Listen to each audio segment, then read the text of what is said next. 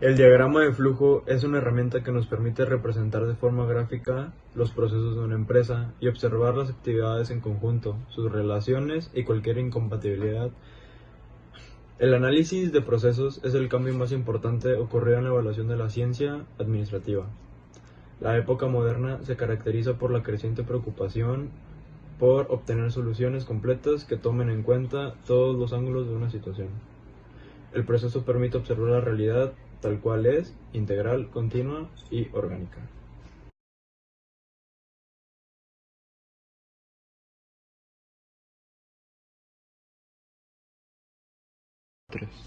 Algunas ventajas de los diagramas de flujo son la capacitación de personal de nuevo ingreso en la empresa o en el puesto. A esto se refiere a que muchas veces cuando los empleados son nuevos tienen dificultades para integrarse y para entender cada una de las actividades que tienen que realizar. Entonces es importante que los indiquen y los guíen para saber qué hacer, y aquí es donde entra el diagrama de flujo. La verificación del proceso real del respecto al proceso diseñado es otro punto. Ahí es importante porque nos explica claramente qué ocupa cada persona en cada lugar. El siguiente es la detección de actividades o grupos de actividades que reducen la calidad y la productividad. Eso nos ayuda a poder organizarnos de manera correcta para que todos los procesos sean veloces y eficaces. La facilitación de la coordinación y la comunicación es otro punto que nos ayuda mucho para entender las actividades que va a realizar cada persona, porque así podemos organizarnos de manera correcta. La facilitación de análisis de opciones de mejoramiento es otra, ya que nos ayuda a aumentar la productividad y la capacidad de cada empleado.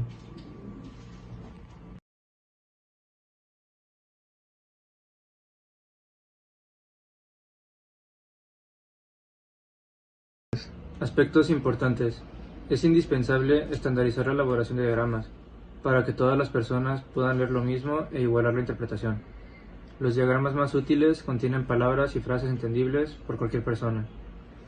El primer paso en la diagramación es determinar los límites del proceso que se analizará. Luego se deben de establecer los productos que salen del proceso y los insumos que entran. Resulta muy importante no tratar de detallar demasiado, conservando el mismo nivel de detalle en todo el diagrama. Mezclar actividades detalladas con actividades resumidas normalmente conduce a confusiones. Una vez que se tiene un diagrama con un nivel de detalle uniforme, cada uno de los dos cuadros de actividades puede ser considerado un proceso. Los diagramas de dichos cuadros constituyen el nivel de detalle. De esta forma se puede ir penetrando en el detalle hasta donde resulte conveniente. Es obligatorio verificar los diagramas respecto a la realidad con el propósito de corregir cualquier mala interpretación u omisión que pueda contener. Es indispensable que todos los diagramas tengan claramente especificados la fecha de elaboración, actualización, un número de versión y el nombre o nombres de quienes lo elaboraron.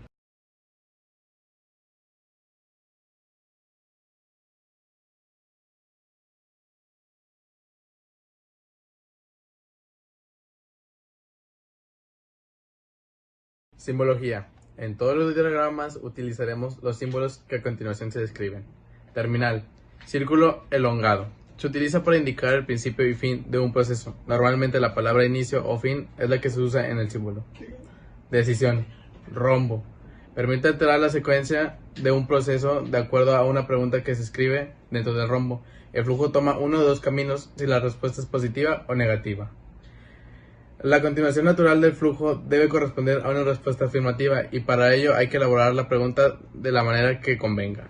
Actividades. Rectángulo. Se utiliza para describir las actividades que componen el proceso. Hay que iniciar la descripción de las actividades siempre con un verbo activo y hacer un esfuerzo por resumir con claridad, para aprovechar el poco espacio disponible. Esta descripción es un paso crítico en la diagramación y análisis de un proceso. Dirección de flujo, flecha. Se utiliza para conectar dos símbolos secuenciales e indicar la dirección del flujo del proceso. Conector, círculo pequeño con flecha. Se describe una letra en su interior y sirve para conectar dos símbolos que están en secuencia y en la misma hoja del diagrama. Para unirlos implica cruzar líneas o deteriorar la estética. Siempre son parejas y en ambos debe aparecer la misma letra. Movimiento. Flecha ancha. En su interior se describe una actividad que corresponde al movimiento físico de cosas de un lugar a otro. Movimiento entre oficinas, correo, transporte o de cualquier tipo. Transmisión electrónica. Flecha ancha con una E. En su interior se describe una actividad que corresponde al movimiento electrónico de información o formatos, entre ellos el fax, teléfono y redes. Inspección. Círculo grande. Se utiliza para indicar el proceso. Se detiene para realizar una evaluación. Puede presentar un punto donde se requiera una firma de autorización. Documentación. Rectángulo con un fondo curvo. Se utiliza para indicar que la salida de una actividad es conforme a un papel o un punto donde se requiere una carta o un listado de computadora. Retardo. Rectángulo redondeado. Se utiliza para indicar que en el proceso se detiene en espera de autorización o por cuestiones de logística o de trámite. Almacenaje. Triángulo invertido. Representa la actividad deliberada del almacenaje, en la cual la salida del almacén requiere de una orden específica. Anotación. Rectángulo abierto. El extremo de la línea punteada se coloca sobre alguna parte importante del diagrama y dentro del rectángulo se escribe alguna aclaración, advertencia, instrucción especial o etc. El rectángulo se debe colocar separado del proceso de manera que no complique el dibujo. Salto de página. Pentágono invertido. Se utiliza para conectar dos símbolos que estén cerca en secuencia pero en diferente página. Siempre deben ser parejas y llevan la misma letra en su interior.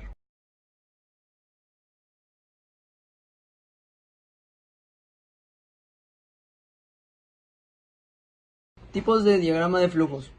El formato vertical es aquel que la secuencia de las operaciones va arriba y hacia abajo, en una lista ordenada de las operaciones de un proceso con toda información que se considera necesaria según su propósito. El formato horizontal es aquel que el flujo o la secuencia de las operaciones va a izquierda a derecha. El formato panorámico.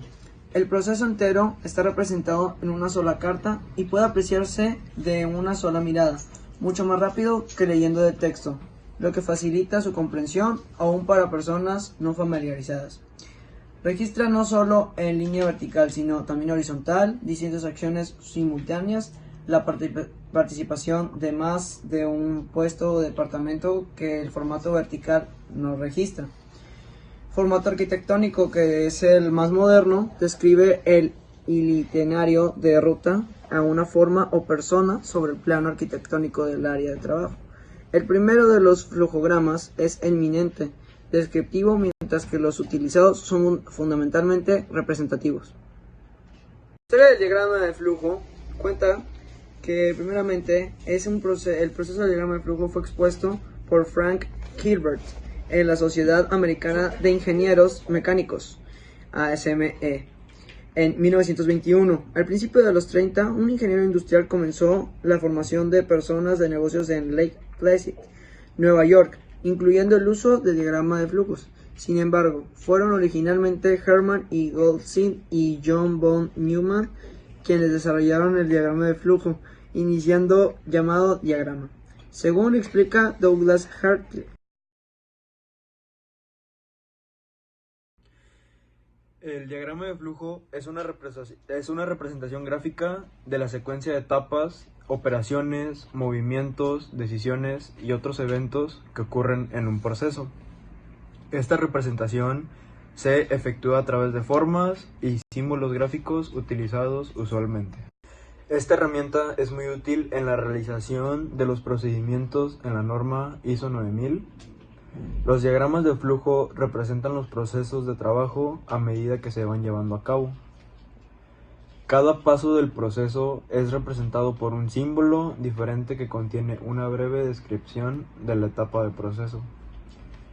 Se les llama diagramas de flujo porque los símbolos utilizados se conectan por medio de flechas para indicar la secuencia de la operación.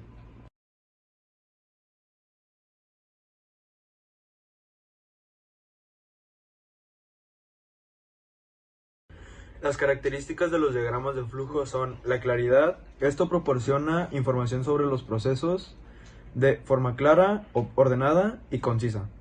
Otra característica es la capacidad de comunicación. Esto permite la puesta en común de conocimientos individuales sobre un proceso y facilita la mejor comprensión global del mismo. Y la última sería que es usado para segmentar el proceso en sus partes más elementales, mostrando las relaciones entre las actividades que lo conforman.